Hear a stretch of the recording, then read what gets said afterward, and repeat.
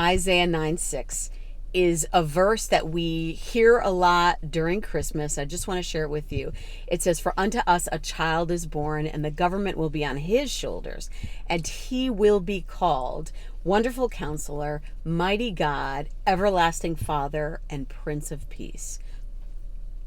I know a lot of times, at least for me, I'll come into Christmas season and I've heard the Christmas story a bazillion times.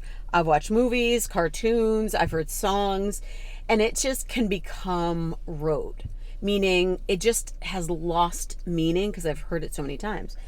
And I had kind of this aha moment today that something that would keep that story fresh is learning something new about it. Last year, one thing kind of an aha thing was, let me ask you the question, how did Mary and Joseph get to Egypt?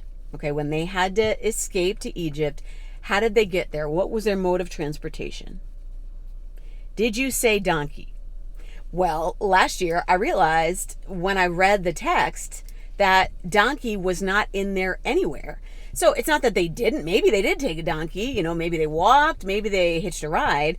But what I assumed is from every movie I've seen or, song, that was actually part of the Christmas story. And it wasn't. Now, it's not any big, earth-shattering information, but are there other things in that story that if we just looked a little bit harder, read it in a different way, or read it in a different translation, we might be able to shed some new light on it and make it even a little bit more interesting for us. So I did that for the verse I just shared with you, Isaiah 9:6. A lot of times when I read my Bible on the YouVersion, I'll switch it to the Orthodox Jewish Bible so I can just see if it helps give me any insight. And a lot of times what it'll do, it will share the original Hebrew, and that's what it did in this case.